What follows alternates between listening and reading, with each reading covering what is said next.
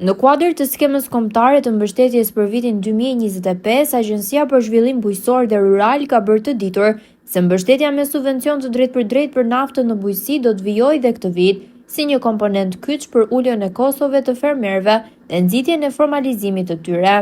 Ashtu si në vitet e kaluara, ndihma do të jepet në formën e pagesës në lek për hektar, drejtpërdrejtë në llogaritë bankare të çdo fermeri aplikues.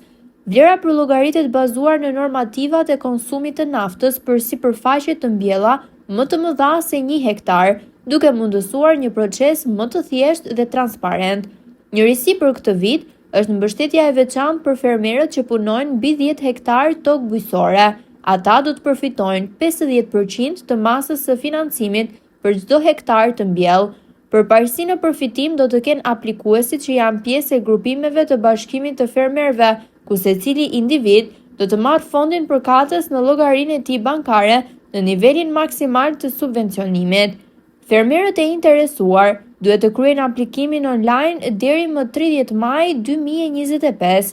Nafta pa taksa për sektorin bujqësor ka qenë një instrument efektiv për uljen e kostove të prodhimit, shtimin e sipërfaqeve të mbjella dhe rritjen e formalizimit të aktivitetit bujqësor në vend.